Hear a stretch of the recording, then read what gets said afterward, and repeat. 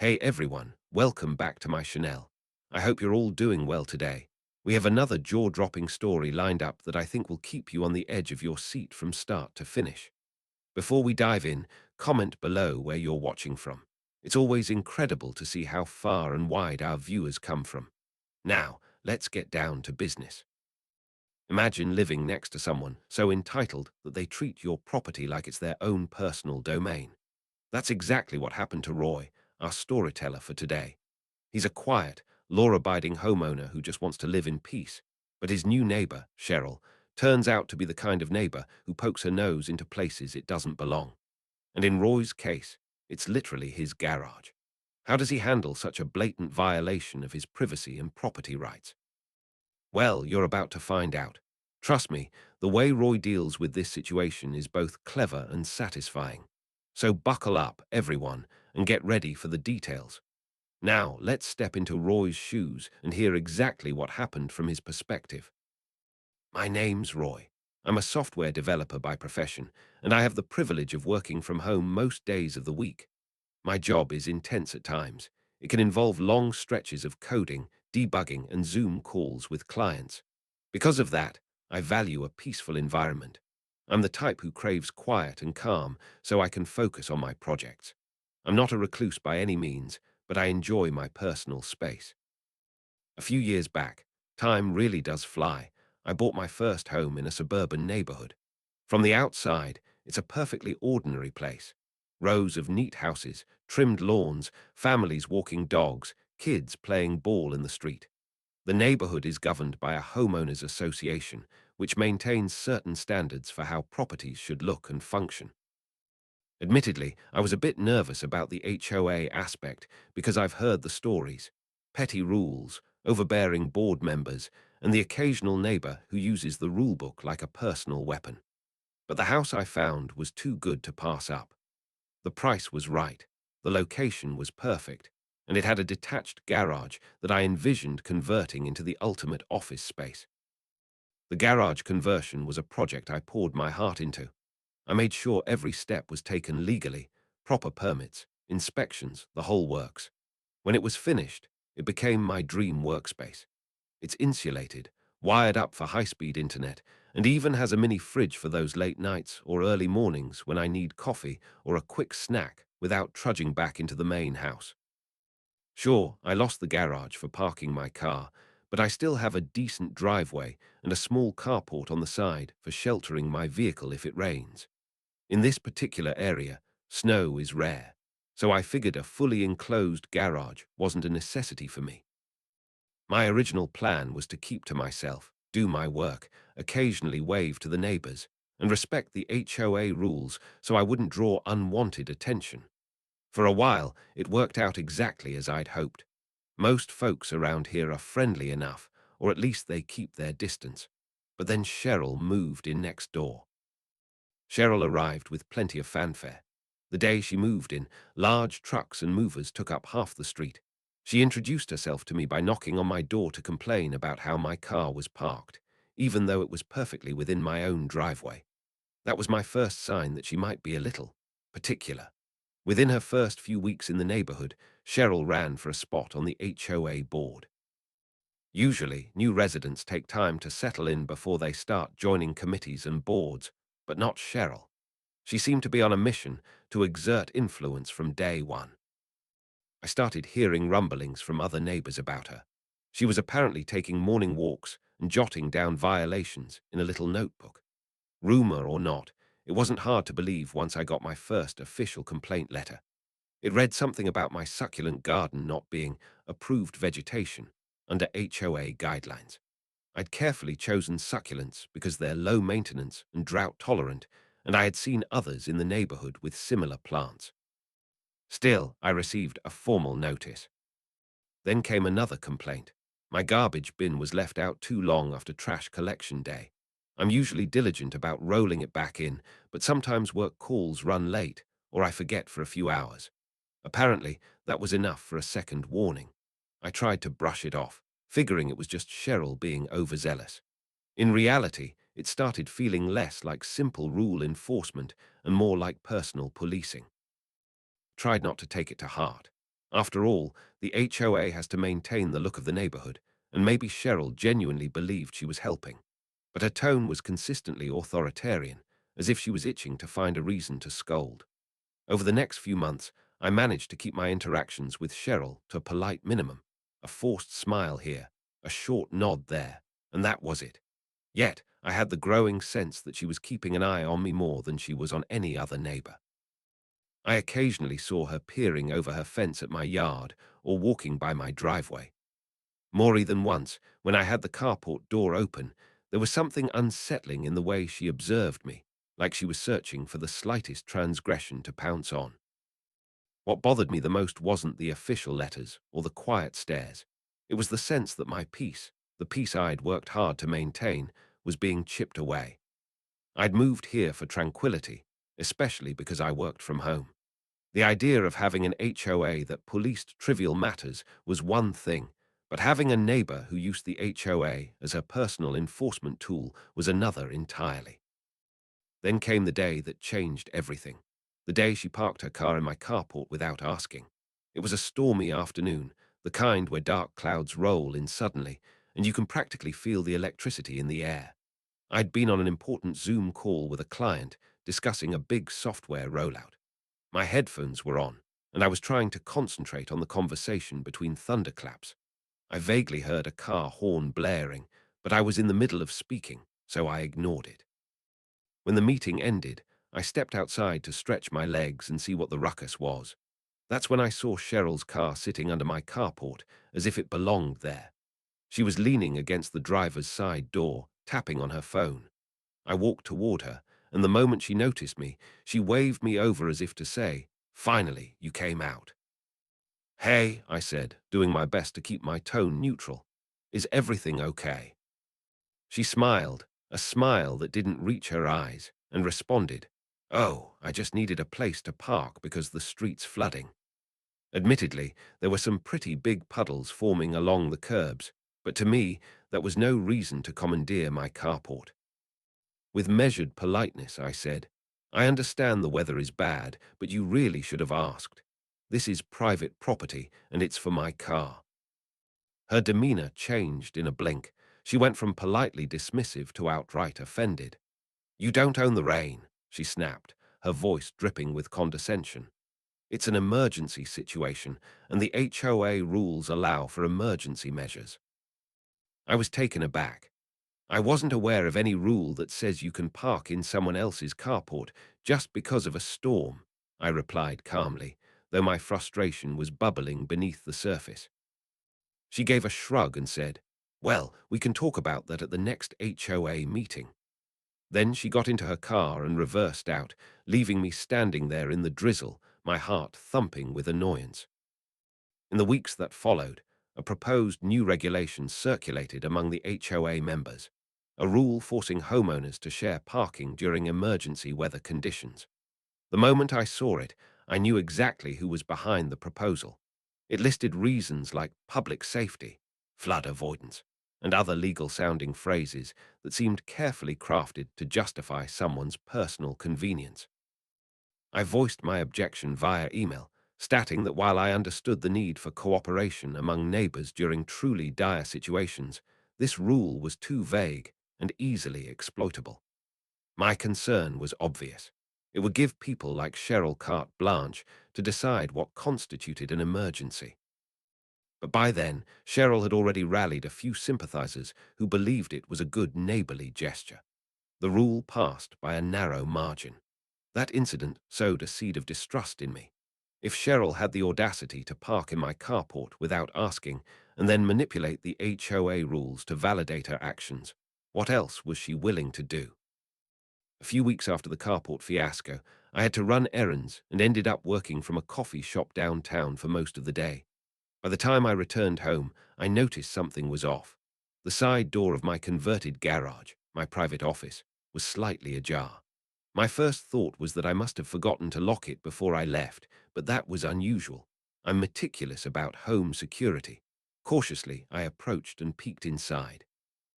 To my utter shock, there sat Cheryl's SUV right there in my garage, next to my desk and computer setup.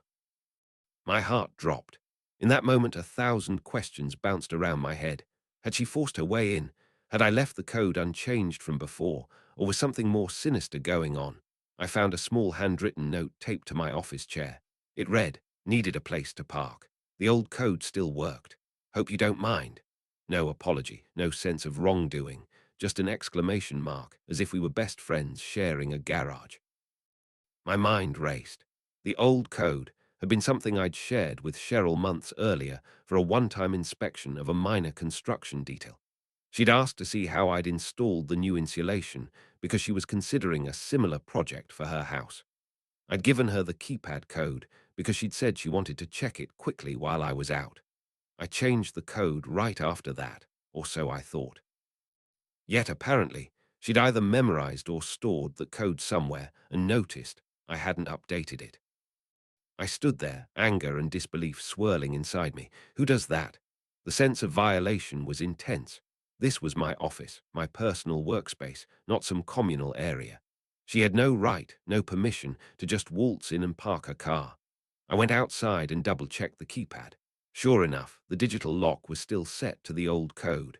My memory must have failed me when I thought I'd updated it. Immediately, I changed it then and there, punching in a new combination and testing it to make sure it worked. But first, I had to move her car. Given that her SUV was parked right in the center of my garage, I didn't feel comfortable driving it. Instead, I waited. And sure enough, Cheryl came strolling over about an hour later, wearing a casual smile, like she was just dropping by a friend's house.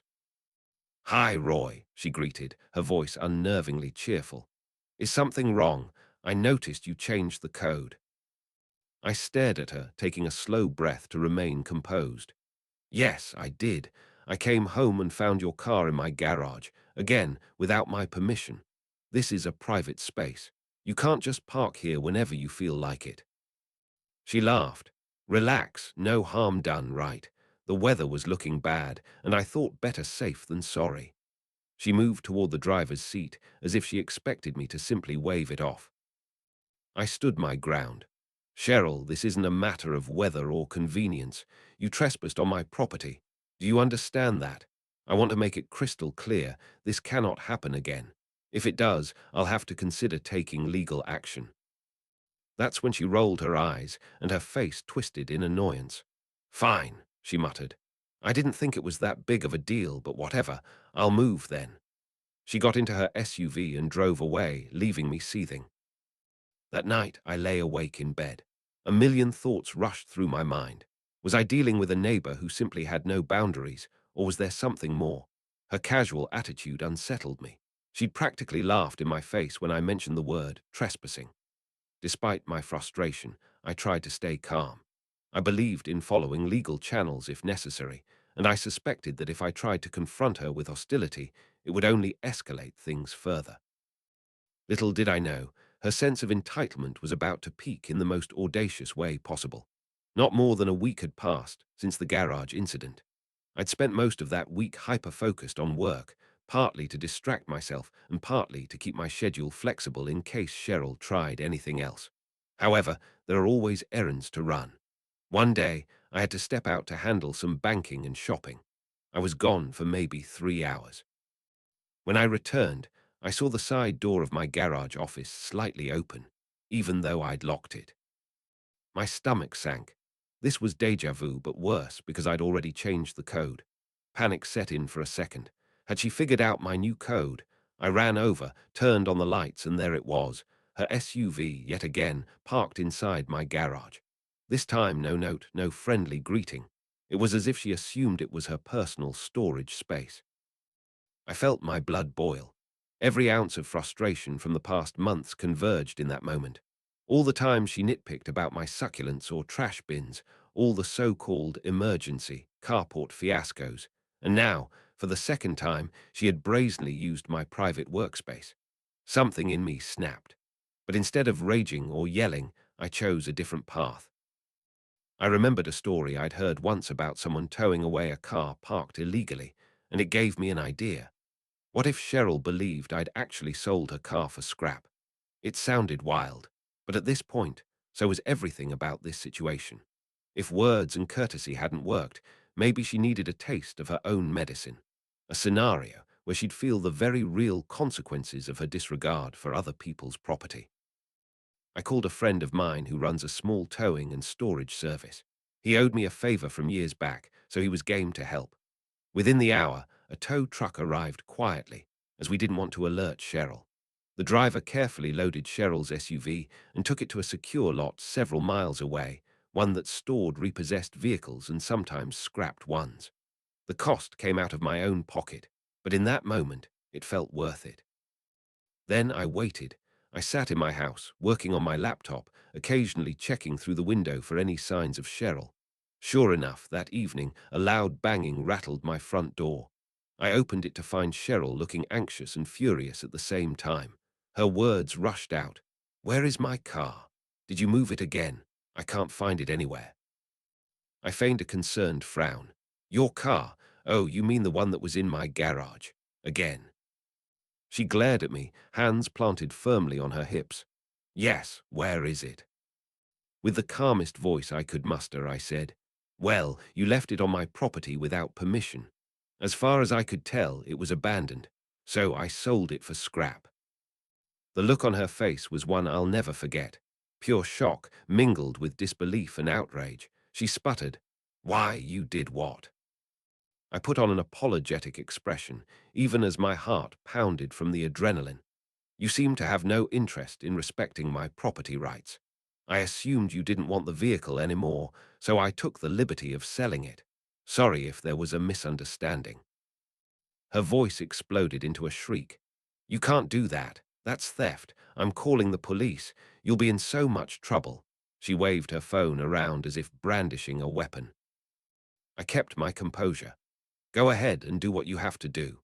But if you need the proof, I have security footage of you trespassing multiple times, ignoring my warnings. I also have the HOA letters from you complaining about ridiculous things, establishing a pattern of harassment." I let that last bit sink in, though I knew I might have been stretching the definition of harassment. Cheryl's face turned red. She unleashed a string of angry words, some curses, some threats, some declarations that she knew the law better than I did. Finally, she stormed off, and that was it. I closed my door, my heart still hammering. I called my friend at the storage lot, confirming the SUV was safe and giving him a heads up that the next 24 hours could be eventful. He assured me that he would store the vehicle discreetly until I told him otherwise. Little did I know, the next confrontation would come not from Cheryl directly, but from her husband. It was about an hour after Cheryl's meltdown when another knock came at my door. My nerves were still on edge, so I looked through the peephole before opening. I recognized him, Cheryl's husband, a tall, broad-shouldered man I'd only seen in passing. He rarely seemed to be around. I assumed he traveled a lot or worked long hours. I cautiously opened the door. "Yes." He wasted no time. "Listen, you've messed with the wrong family," he snarled. His fists were clenched, and there was an unmistakable threat in his eyes. "Where's my wife's car?" I stood firmly on my porch, refusing to be intimidated. "It's not on your property, and that's all you need to know right now. If you've got a complaint, maybe we should settle this legally, because I'm done with these trespassing games." His cheeks puffed out in anger. "You think you can just take someone else's car? That's grand theft auto," he shouted, stepping forward as if to physically confront me. I didn't flinch. I kept my posture straight, meeting his gaze with unwavering calm. "Your wife parked that car in my garage multiple times without permission," I said, my voice measured. "I warned her. She ignored me. She left it there again, so I made a decision to remove it." He let out a scornful laugh. "You're going to regret this. We'll make sure of it."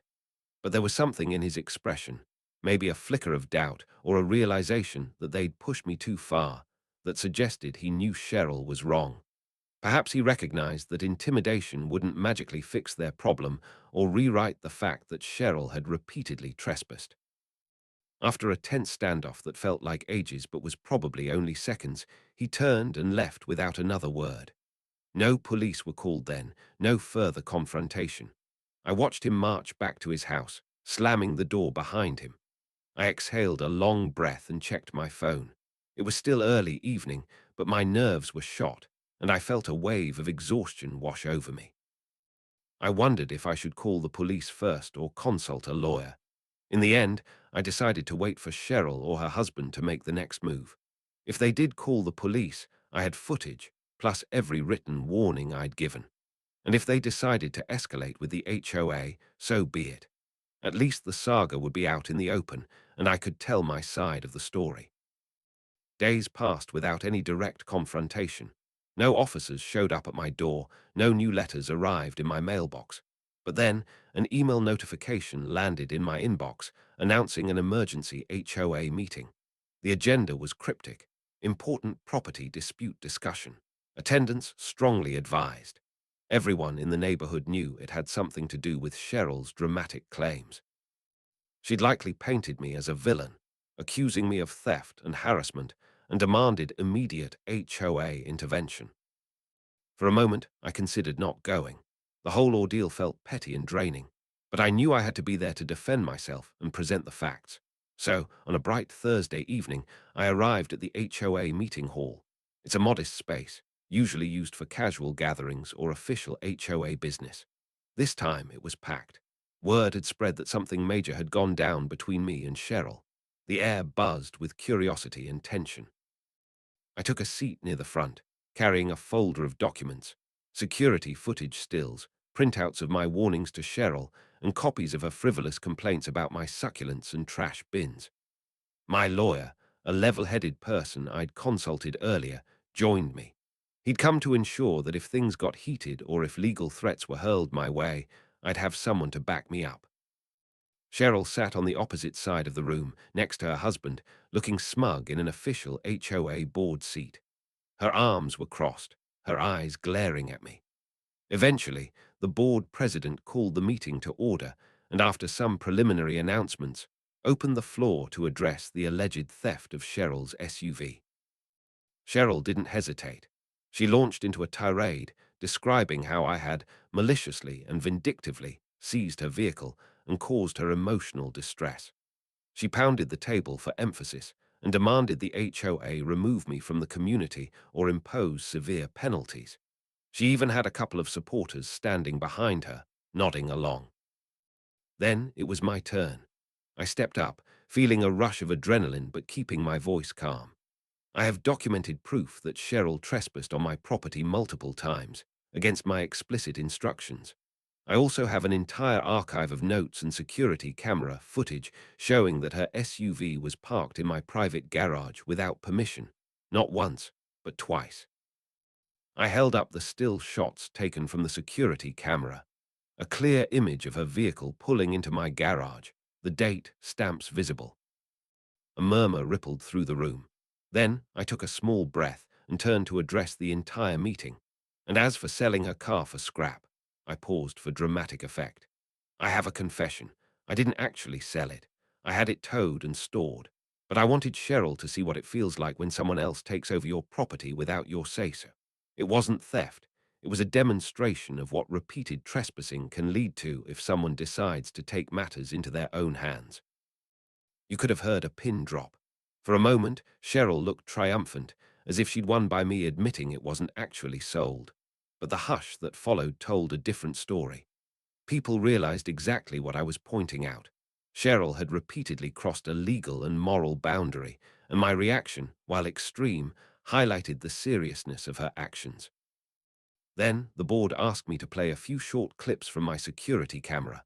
I obliged, showing Cheryl's SUV entering my garage in broad daylight. Another clip displayed her returning later to retrieve it, ignoring my written notes. The evidence was clear, and the board members exchanged looks, some outraged, some embarrassed on Cheryl's behalf. Cheryl's face turned pale. She tried to sputter out explanations. I was just using it for an emergency. He said it was fine before. He gave me the code. But none of it held against the video evidence and my repeated, explicit warnings. The final blow came when neighbors started sharing their own experiences. One recounted how Cheryl threatened them with a major fine for leaving a garden hose uncoiled. Another described how she demanded they trim their hedges to a specific height on a whim. Several mentioned she had casually suggested that her friend on the board could make life difficult for anyone who refused to comply. The more people spoke, the more obvious it became that Cheryl was a bully, using the HOA's rules as her personal arsenal. The board president, who had been neutral until then, finally addressed Cheryl. "We appreciate your previous service on the HOA board, but this behavior is unacceptable. Our community guidelines are here to protect the neighborhood, not to be misused for personal vendettas. Your actions, trespassing, intimidation, violate the very principles we stand for." Cheryl sat there, red-faced, as an emergency vote was called to remove her from the board. It passed with a landslide majority. She tried to argue that I'd orchestrated a smear campaign, but the evidence was too damning. Once the meeting concluded, the tension in the room hung thick. I stayed behind to talk to a few neighbors who wanted more details. Many congratulated me for standing up for myself. Some, however, pulled me aside to voice their concern that my approach, pretending to sell her car, was risky. I acknowledged that it was a gamble, but one that I felt forced into. They nodded, understanding that I tried reason first, to no avail. In the days that followed, it was as if a dam had broken. People who had been too timid to speak up about Cheryl's overreach began reporting old stories and violations she had pinned on them. The HOA board, now free from her influence, promised a thorough review of its policies to ensure no one else could abuse the system as Cheryl had. They also made it clear that real emergencies, like serious flooding or natural disasters, might warrant shared resources, but it would involve direct communication and official guidelines, not random trespassing. Cheryl, on the other hand, kept a low profile. Her once frequent presence, inspecting lawns, peeking into windows, seemed to vanish overnight. I'd see her husband come and go, but not her. Rumor had it she was putting the house on the market. Indeed, not long after, a for sale sign appeared in front of their yard. A few neighbors said they saw prospective buyers touring the place, but Cheryl never accompanied them.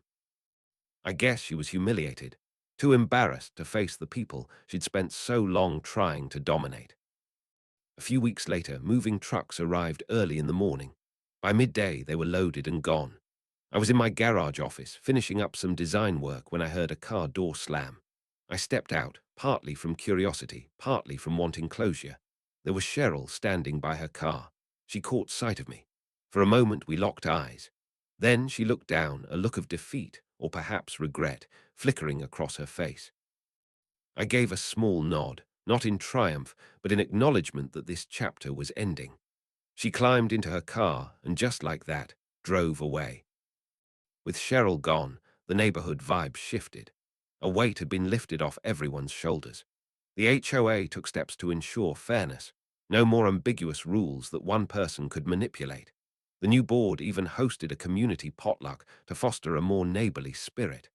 I made sure to attend, partly to set an example that, despite everything, I was invested in maintaining a positive relationship with everyone else.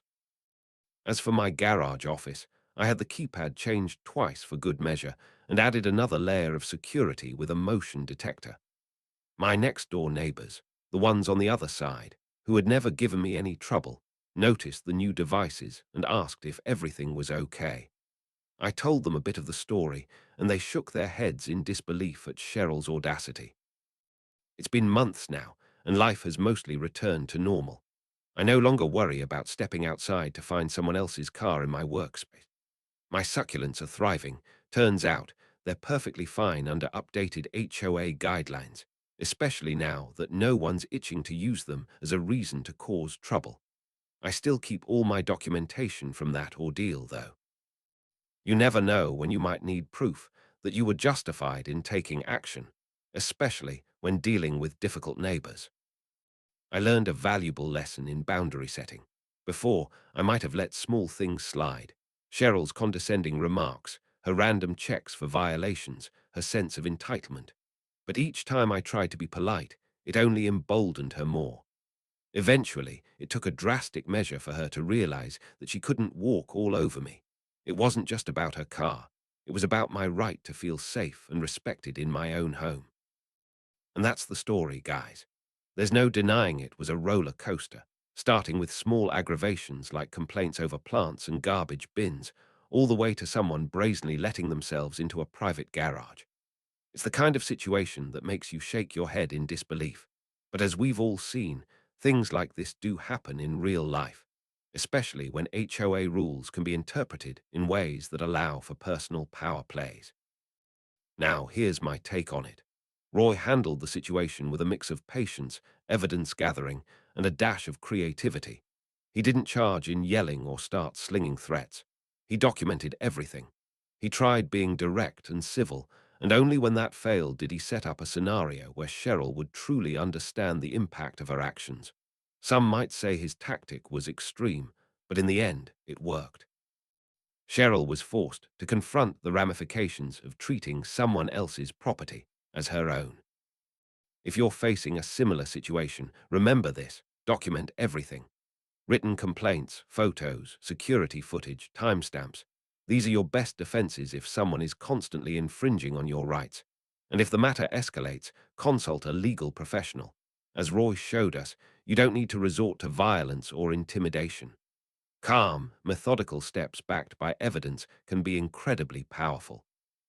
For people who might find themselves in Cheryl's position, thinking it's no big deal to overstep on someone else's property, think twice.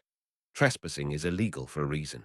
It violates someone's sense of safety and ownership, and threatening someone after you've already broken the rules only digs you deeper into trouble. If you have issues with a neighbor, your best path is respectful communication. And if that fails, legal or community-based mediation, not invading their personal space. Finally, if you enjoyed the story, make sure to hit that like button and drop a comment. Let us know your thoughts. Do you think Roy went too far, or did he give Cheryl exactly the lesson she needed? We love hearing your perspectives. Thank you for watching Talster, where real stories meet real consequences. Until next time, stay respectful out there, folks, and take care of each other. We'll see you soon for another eye-opening story.